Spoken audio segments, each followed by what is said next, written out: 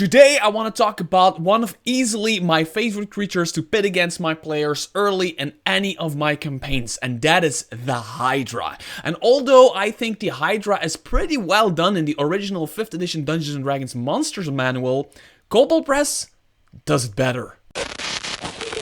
Hi there fellow roleplayers and game masters, my name is Mr. Tarask, and today I want to do another Tales of the Valiant video, because Tales of the Valiant has been out for a few weeks now. The physicals are dropping on people's doorsteps, people are now actually playing it, including myself. I'm running a campaign in it, and now is the period where I start to see things from Tales of the Valiant that I like, and that I want to pit against my players, and that I want to talk about on my channel. And today, that is maybe my favorite creature ever to pit against my players. It is the Hydra.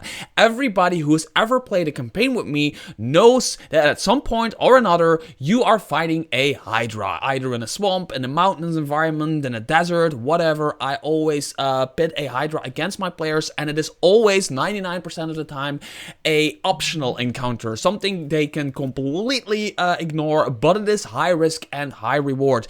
And if you still have doubts of how much I like the Hydra, this is the Quintessential Guide to Monster Encounters, a book that I've put out with Dungeon Dad, Wally DM, and JVC Perry. You can buy this on Drive-Thru RPG, link in the description below. This has an encounter called Orcs on a Hydra, where freaking orcs are riding a freaking Hydra. That's how much I like Hydras. It's an encounter that I've written myself, and I absolutely love it, and my players also absolutely love it. Now, I've been using different kinds of Hydra myself across like the many years I've been playing 5th edition. I've been using the vanilla Hydra from the Monster Manual, 5th edition Monster Manual, which I think is pretty well done. I don't think there's anything wrong with it. It's just like, just not there. You know what I mean? It doesn't have a ranged attack. It's just doesn't really feel as vicious as a Hydra should feel. Now, there's more Hydra out there. There's Hydra in, there's that big ass green Hydra type thing. What is its name from the Kobolds? One of the Kobold Press bestiaries. I think it's in the end, in like the final pages of Tome of Beasts. There is the Hydra in like the Monster Manual revised or expanded or whatever from Drive-Thru RPG, which has a really cool version of the 5th edition Hydra, just changed over a little bit, and this is Kobold Press's version for Tales of the Valiant. And the thing that I like about this is it is almost exactly the same as 5th edition Monster Manual, which I call vanilla. It's almost exactly the same as vanilla, and then some. And I like that. I like that they're doing that, because it really feels... By the way, I really like the artwork of this. Can you guys still see this? Let me double check. Yeah, you guys can still pretty much see this, right? So most of this stat block is the same. Yeah, some of the stat blocks stuff is just like a little bit different. Some of the numbers might be just a little bit different, like the hit points or the armor class might be a little bit different. Not talking about like the details.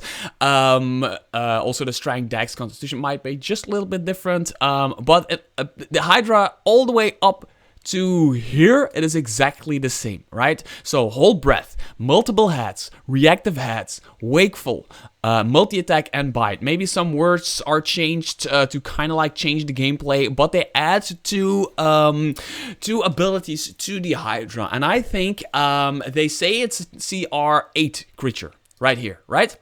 Which I think it's just, I don't know, the vanilla Hydra is a CR challenge rating 8 creature, so this might be true for Tales of the Valiant, but this is not true for 5th edition. If you are using this monster for 5th edition Dungeons & Dragons, which you can perfectly do, please keep in mind that this might be a challenge rated 9 or a challenge rated 10 creature, because it can do more. Now, the main thing, it has a Nauseous Breath weapon, and it has a Bloody Burst. Now, a Nauseous Breath weapon is a really strong thing to pit against your players. It does a shit ton of damage, potentially, but it is an action. So it is something that you do instead of its 5 bite attacks. Let's say it has 5 hats, it gets 5 bite attacks. But you can also choose to do the Nauseous Breath and then don't do those 5 bite attacks. So that, although that can do a lot of damage in like one turn, it doesn't really add too much to the challenge rating. It is a matter of giving it a bonus action that it actually adds to the challenge rating. Let me talk about this bonus action first and then go back to the nauseous breath, right? So the bloody burst, I really like this. It only works if the Hydra has fewer than 5 heads, so 4 or... And I really like Kobold Press's focus on the Hydra getting stronger the less heads it has. So it has 5 heads, which is 5 bite attacks, plus 8 to hit. Really freaking dangerous thing to get, like 1d10 plus 5 piercing damage. You can really dish out some damage with that. But as soon as it has 4 heads, it only has 4 bite attacks, or it can do all of this other stuff, right? So the Hydra squeezes the stumps of its severed heads, spraying blood and gore. That's just so freaking crazy. Each creature within 5 feet of the Hydra must succeed on a DC 16 con save or be incapacitated until the end of its next turn and poisoned for 1 minute. A poisoned creature can repeat the save at the end of the turn, affecting ending the effect on its success. So, okay. Admittedly, it is only 5 feet. It is incapacitated until the end of your next turn and poisoned, but you can save from that each turn. Now, it is the fact that this is a bonus action that whatever you do in your action, either you do your 5 or let's say 4 heads, 4 bite attacks, or you use your nauseous breath, one of the two.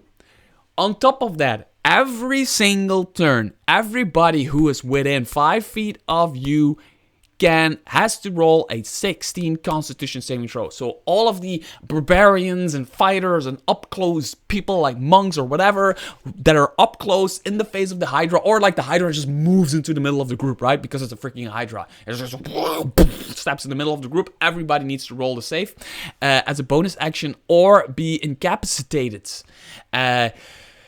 That makes it a really dangerous thing, and something that I really want to use against my players and have planned to use against my players already, because I really love the Hydra and I want to try this one really badly. So that is something that makes its challenge rating much higher. The nauseous breath is, let's talk about that. It is dangerous, it does a lot of damage, but it is something that you do instead of the other thing. So that adds less to the challenge rating than something that you can do extra, if you know what I mean, right? The Hydra exhales poisonous gas in a 30-foot cone. Each creature in that area must make a DC 16 Constitution save, taking 98 or 40 poison damage on a failed save, or half as much damage on a successful one.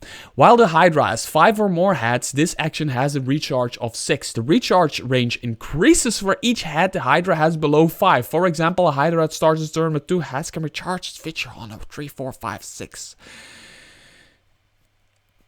This is again that Kobold Press focus. They turn everything around. They're like, okay, it's losing heads. It can do less bite attacks. It starts with these 5 or 6 bite attacks, depending on whatever.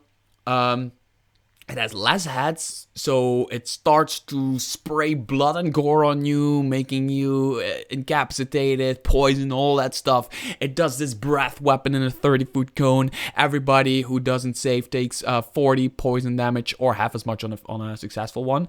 And you get to recharge this. Like, the more damage people do, the more heads they're cutting off, and the more heads they're cutting off, the more potentially they're going to get that nauseous breath recharge. So that is what I think has always been one of the focuses, one of the foci of the Hydra, is that it becomes more dangerous the more damage you do to it. At a certain point, it will be at 0 damage and it will die, but it becomes more vicious, more dangerous, more poisonous, more whatever, more aggressive, the more you do damage to it. And that's always been like one of the mechanics behind the Hydra. And Kobold Press, to my opinion, really understood the essence of what a Hydra fight should be with these two things. Making that, I don't know, this is a feature, this is something that I've never seen this. I don't know if anybody ever did this.